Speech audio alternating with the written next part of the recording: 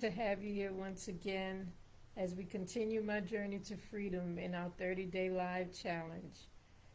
If you're watching live, let me know where you're tuning in from in the chat. If watching the recording, put replay in the comment section so I know you were here. Well, today is day 5, and we're going to dive into the topic that's all about embracing a healthier lifestyle through changes in the foods that we consume. It's a journey that Joseph and I embarked on together, and I can't wait to share our experiences with you. But first, let's get into some of the foods that are harmful to your joints and why and how to transition into increasing a healthier foods with little to no stress. Some people believe it's difficult to release the eating habits that have a negative impact on our being, whether it's physical, mental, emotional, or spiritual. As a disclaimer, and I have to put this out there, I am not a medical doctor, and these suggestions are not meant to diagnose or treat any joint-related or pain-related or inflammation-related condition or disease.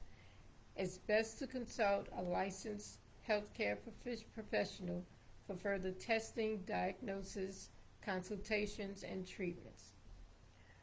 Now that that's out of the way, let's begin. Yes, I'm reading my notes. Don't y'all laugh. I got to do this to keep it straight. There are various types of joint pains, such as knee pain, arthritis pain, gout, unhealed fractures, and even side effects from prescribed medications. Whatever the reason you or someone you loved has joint pain, there are groups of foods that increase the pain that should be avoided and replaced with healthier versions. I'm going to talk about 5 of these groups. The first group is oils. Sunflower, safflower, cottonseed, and corn oils. All of these oils are unsaturated fats, which generally are considered healthier. However, these oils are high in omega-6 fatty acids that can trigger inflammation, causing an increase in joint pain. Joseph and I decided to switch to either grapeseed oil or organic extra virgin cold pressed olive oil, the type that you get in the can, not the bottles, not the cheaper versions. And we'll talk about expense later too.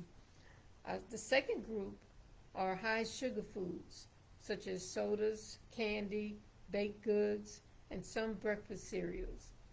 I know from personal experience with rheumatoid arthritis that these foods and beverages increase the inflammation in my joints.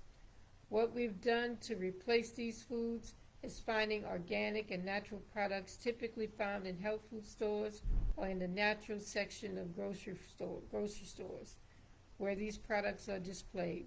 It's very important, to read all labels to make sure that the ingredients are actually healthy for you.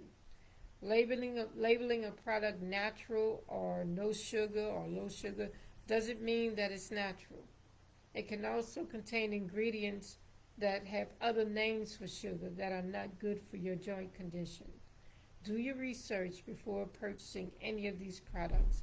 Take a look at the ingredients and look them up. Google is your friend, and those that are in AI, it could tell you a lot about the foods that you're eating. The third group is dairy products. Consuming too many saturated fats can also trigger inflammation, which increase joint pain. All dairy products, whether it's cheese, eggs, animal milk, and butter, can be replaced with vegan brand options. We have used vegan cheese, almond milk, egg replacer, or even nutritional yeast and organic soy butter as replacements. The fourth group, I'm on live, Joe. The fourth group, that was Joseph, my amen section. He said almond milk. Yes, I did mention that. The fourth group is processed, fried, and fat foods. These foods of convenience are often contain trans fats, which also trigger systemic inflammation in many parts of our body, including the joints. These would be your red meat, donuts, cookies, and fried foods. These were the first things eliminated from our meal plan. In our case, we had no concern about replacing some of these foods. We did, however, continue to occasionally eat vegan donuts, cookies, and other pastries. In hindsight, we should have completely avoided these foods altogether, but I'll get into that later as well. And other, I'm trying to stay within our 5 minute limit, but if I go over, it's fine. But I'll cover a lot of these things in more detail later. This is just a basic overview. The fifth group is white bread, which is made from refined flour, a source of simple carbohydrates. These type of carbohydrates will definitely trigger chronic pain and inflammation. There are also other high glycemic index foods which can cause spikes in our blood sugar and fuel the production of end products that stimulate inflammation. Some of these foods are white rice, white potatoes, and cereals.